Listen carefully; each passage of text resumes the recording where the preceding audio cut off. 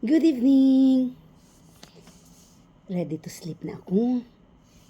Pero may lipstick pa. Kaya nga may share ako sa inyo. Abi nyo, nowadays, kinahanglan ta bala ang life insurance sa isa ka pamilya. Kaya nga importante nga ma-insurance kita. Kaya hindi nato mapaktan ang aton nga lawas. Sa subong okay kita, pero hindi nato mapaktan in future. So, manami gid siya nga ma-insurance kita. So, I'm Lenny Salinas, financial advisor from Sun Life Crepa. So, sa mga interesado dira, PM lang kamo ha sa messenger ko. So, i-share ko lang sa inyo ang benefits sa insurance with investment from Sun Life Crepa. So, 10 years ang plan. May fund value pang kwarta naton. Pag-abot sa future, 6 years onward. So, why not nga mag-invest kita dira?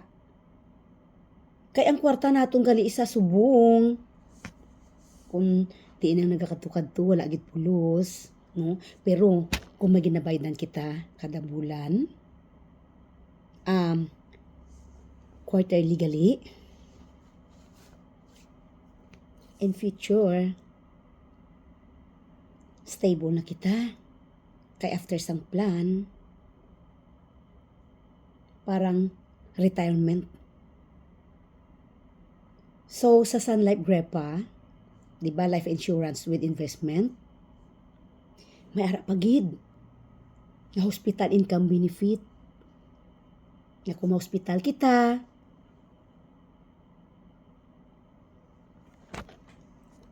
may ara pagid critical illness. Nga kung, let's say, na-stroke kita, ma-paralyze kita, hindi na kita able na ubra. So, kung may life insurance kita from Sun Life Crepa, covered kita sina. So, PM lang kamo sa mga interesado. Kaya ang complete details, i-present namon. So, again, as long nga healthy pa kita, able kita nga makabayad sang aton nga plan, grab the opportunity, magkuha na kita. Kaya nga, kung unhealthy na kita in future nga mag-decide, hindi na kita ma-approve. So, grab the opportunity ha, nga able pa kita. So, PM lang sa mga willing nga magkuha.